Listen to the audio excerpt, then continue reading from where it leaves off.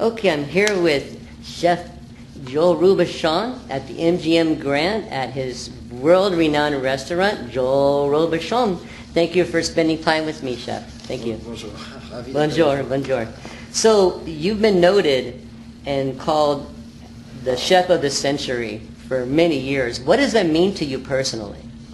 Donc, vous avez été appelé chef du siècle et avez reçu beaucoup d'accolades. Qu'est-ce que cela représente pour vous?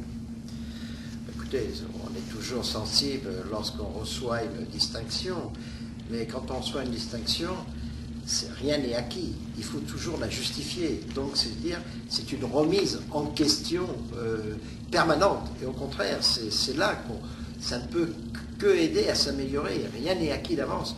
Il faut le justifier après. Donc, je pense que c'est ça, cette remise en cause. Of course, we very appreciative of all the distinction and recognitions that I've received throughout my career. But one thing that's important when you do get an award or recognitions, you need to justify it in the future. So that means you need to question what you do day in and day out, and continue to improve yourself. And so it's really an opportunity to motivate you and to get you to work even harder. Okay. And you went into retirement many years ago, and then you came out to open new restaurants of the highest caliber in the world. What made you reconsider coming out of retirement when you could have just stayed there and just relaxed? Donc il y a déjà quelques années, vous aviez annoncé votre retraite, et peu de temps après, vous revenez en activité avec l'ouverture de nombreux restaurants de très haut niveau. Qu'est-ce qui vous a motivé à repartir pour réouvrir des restaurants alors que vous aurez pu en profiter de la vie et vous reposer? Vous savez, la restauration, c'est comme une drogue. Une fois qu'on y a goûté, on ne peut plus s'en séparer.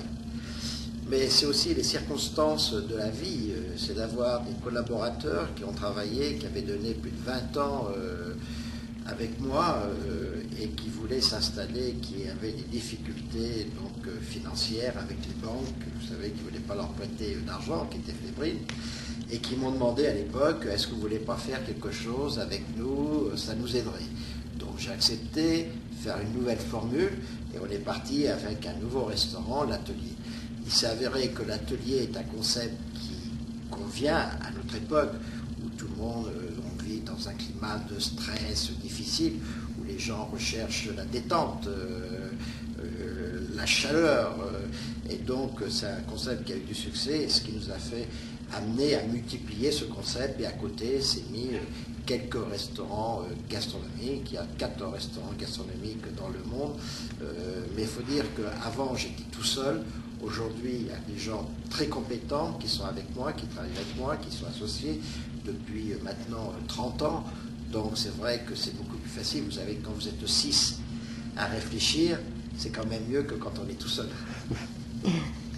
Well, the first thing is, working for a restaurant is like a drug. Once you've tried it, you never want to quit. Right.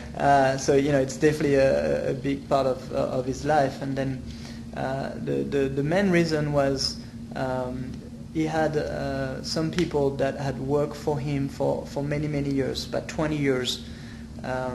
And they were looking at setting up their own restaurant. But because they didn't have the name recognition, the banks were a little worried about lending money, and so they were having difficulties putting together the money to do that. And so that's when they reached out to Mr. Robuchon and asked if we would help them open this restaurant. And then that's when the concept of l'atelier came about. Okay. And l'atelier concept, which is a very convivial way to dine, is definitely in line of what people want right now. When we live a fairly stressful life with a lot of demands, l'atelier is really a place where you can enjoy a great meal and and have a great fun atmosphere. So the concept was definitely something that was very exciting for him. I mean, since then he has opened, a few fine dining restaurants like the one here. So we have 4 now around the world. And then the other thing is he used to be alone. He used to be responsible for one restaurant. He was the owner and the chef, and there was a lot of stress and a lot of pressure on him. Now he has 6 other chefs and associates that work with him to support the workload.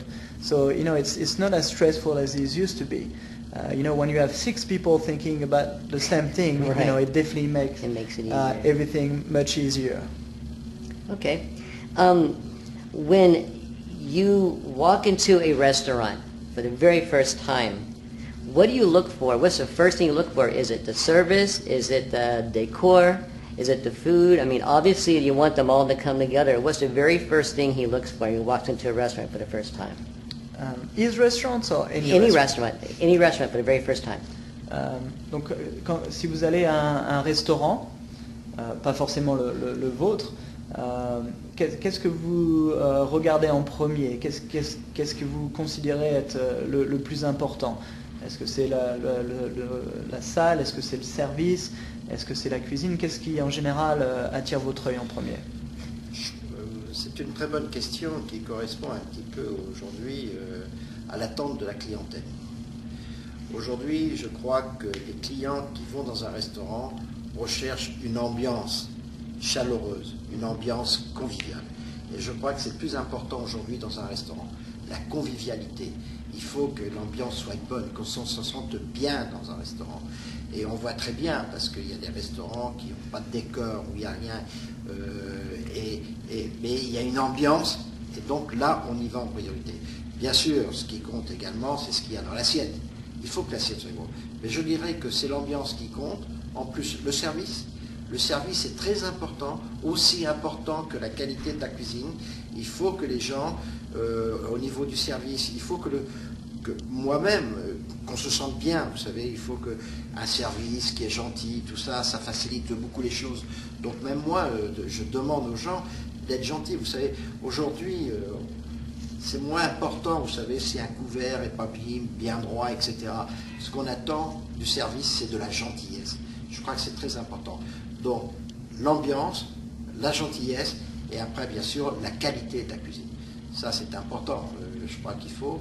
Mais la qualité de la cuisine n'est pas plus importante que le service. Le service est aussi important, peut-être même plus que la cuisine aujourd'hui. Et moi, c'est ce que je recherche quand je vais dans un restaurant. Okay. So it's an excellent question, and I think it goes back to what all of his clients' expectations are of this restaurant. The very first thing that he feels is important is the ambiance of a restaurant. Does it feel warm and welcoming? Does it feel convivial for people dining in? Do people feel comfortable just being in a restaurant? And that's extremely important. Does the service makes you feel good? One thing that's extremely important is the friendliness and the kindness of the service. At this point, it's not as important. Let's say if the fork is on the right side or the wrong side. Right. As long as the service brings that warmth, that kindness, and that friendliness, that more important than anything else, and it's what's going to make people feel very comfortable and really enjoy a dining experience. So this is really where it all starts. I mean, of course, the quality of the food and the great food that you serve is very important, but at this point it doesn't feel like it's more important than the service. Right. And might, in some occurrence, be less important. Okay. There's a lot of new culinary trends in the world. What do you think of some of these newest culinary trends like molecular gastronomy and stuff like that? What is his opinion of those? And does he see anything that's really and really taking hold in the world. It's becoming really important. Est-ce que vous voyez, est-ce que vous pouvez nous dire quel genre de mode dans la gastronomie mondiale vous voyez? Est-ce qu'il y a des modes comme la gastronomie moléculaire que vous pensez vont rester pour longtemps, ou est-ce que c'est vraiment que passager? Non, d'abord, au niveau de la cuisine moléculaire, je pense que c'est terminé. Aujourd'hui, tous les gens qui touchent, les professionnels qui touchent la nutrition, les médecins, aujourd'hui, les professeurs, et surtout même les professeurs américains, remettent en cause la cuisine moléculaire, parce que la cuisine moléculaire fait appel à des additifs de synthèse. Donc, aujourd'hui, les gens compétents, le milieu médical, dit, c'est pas moi qui le dis, que ces produits sont nocifs pour la santé, pourraient même amener des maladies très graves, comme les maladies Alzheimer, etc. Donc aujourd'hui, je pense que c'est la fin de la cuisine moléculaire. Par contre, c'est vrai que la cuisine moléculaire a apporté certaines techniques, certaines choses qui sont assez positives. Je crois qu'aujourd'hui, l'avenir de la cuisine va sur une cuisine plutôt de santé. Je pense que justement, en fonction de ce qu'on mange, on se porte. Et ici, on est dans un endroit qui le prouve. J'ai eu l'occasion de rencontrer par Larry Rouveau, par exemple, ou la clinique, j'ai rencontré des grands professeurs ici, qui m'a fait rencontrer, qui sont venus manger dans ce restaurant, avec qui j'ai eu beaucoup de contacts, qui ont démontré que par la nourriture, on arrivait à soigner, à améliorer le traitement traditionnel des maladies, des tumeurs de cerveau. Donc, par la nourriture, on arrivait à avoir des résultats très positifs pour les tumeurs de cerveau. Donc, je crois que la nourriture est très importante et que demain, aujourd'hui quand même, je pense qu'on a beaucoup plus de moyens. Les scientifiques évoluent, progressent dans ce milieu-là. Et demain, je pense, pour moi, je peux me tromper, mais l'avenir a une cuisine de bien-être, a une cuisine de santé. Je crois que moi-même, dans la cuisine que je fais aujourd'hui, j'essaie d'utiliser au maximum tous les produits qui sont bons, tous les antioxydants. On sait que la maladie du siècle, c'est quand même le cancer. Le cancer est présent. Donc c'est d'utiliser des produits, du curcuma, le rosemary, il y a des jus de grenade, des jus de certains, de tomates, tous ces produits qui sont bons pour la santé, je les utilise au maximum, sans le dire. Je ne suis pas docteur, je ne suis pas pharmacien, ce n'est pas mon rôle. Mais mon rôle, c'est jouer justement pour la santé, diminuer beaucoup les matières grasses. Je vois par rapport à ce que je faisais il y a 20 ans, aujourd'hui les matières grasses ont diminué de, je dirais, plus de 75% dans les plats que je fais. Donc je pense que ça c'est l'avenir de la cuisine, une cuisine de bien-être, une cuisine de santé. Et puis une autre cuisine peut-être aussi qui va aller, c'est sur le produit de qualité. Je crois que quand il y a eu trop de sophistication, aujourd'hui le client recherche des produits simples mais bons, identifiables. On mange une salade, une bonne salade, bien assaisonnée, de qualité, qui a un bon goût, qui est croquante, qui est fraîche, etc.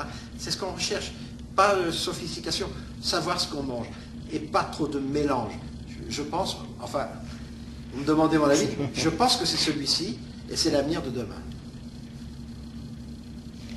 So, first of all, to talk about molecular gastronomy, really feel like the trend is almost over and should be. First of all, there's been a lot of study from doctors and chemists showing that molecular gastronomy that requires some of the synthetically produced additives can actually be bad for you.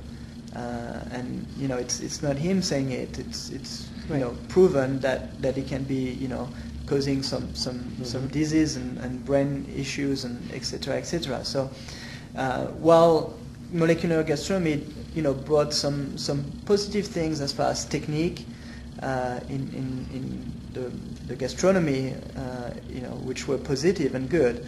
He really feels that this trend is over.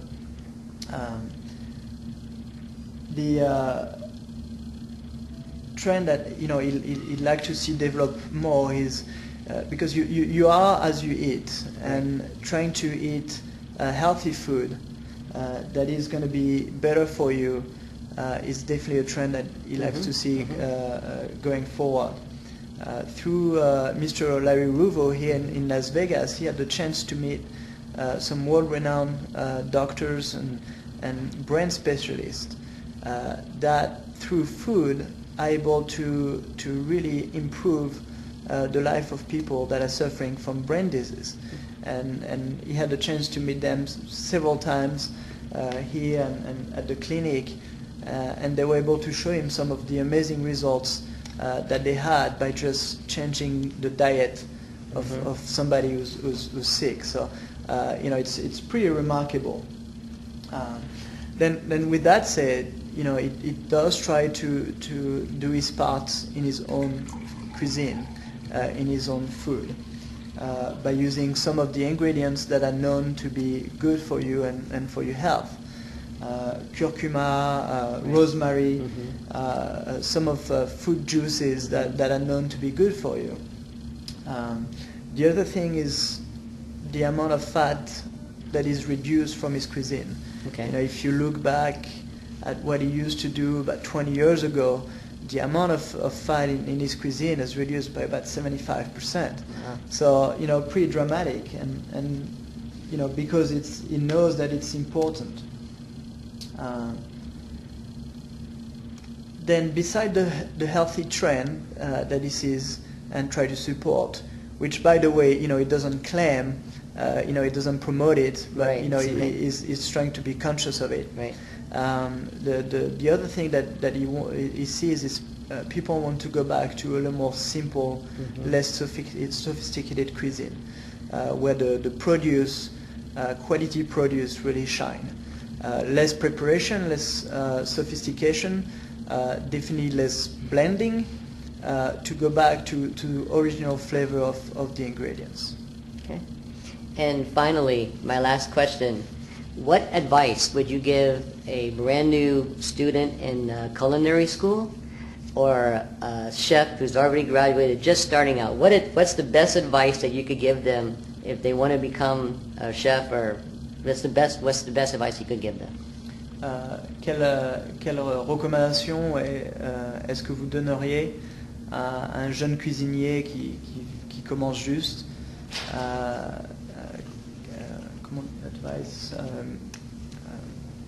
Une recommandation pour leur carrière, pour quelqu'un qui veut devenir un chef un jour? Ce métier, vous savez, il faut le faire avec passion. Et pour avoir cette passion, il faut aimer les gens, aimer faire plaisir aux gens. Je crois que c'est ça. Il faut, dans la cuisine, moi je dis toujours, il y a un acte d'amour. On ne peut pas faire ce métier si on n'aime pas les gens. Il faut leur faire plaisir. Je dis toujours aux jeunes cuisiniers qui commencent, qui travaillent avec moi, ou même après, lorsqu'ils font mal, je leur dis, mais si tu faisais cette cuisine pour ta maman, pour ta petite amie, est-ce que tu ferais la même cuisine? Et souvent, les jeunes, ils me disent non, bien sûr que non. Donc, quand vous recevez, quand vous avez des amis, vous voulez leur faire plaisir, vous donnez le meilleur de vous-même dans la cuisine pour leur faire plaisir. Et bien, je crois qu'un jeune cuisinier qui veut commencer dans ce métier, il faut qu'il aime les gens. Ça, c'est important. Ça, c'est la première des choses. Et après, la deuxième des choses, c'est respecter les produits. Choisir les meilleurs produits. Mais comme je disais tout à l'heure, pour faire des cuisines, on détruit toujours une vie, que ce soit un poisson, une viande, un légume. Donc il faut respecter le produit. Quand on fait, on respecte le produit, et puis qu'on lui apporte un petit peu cet amour, automatiquement, on fait de la bonne cuisine. Well, cooking is definitely a job of passion, a work of passion. And if you don't have passion, you can be successful. But that comes from love, actually. love of people. You want to love people and you want to love pleasing people.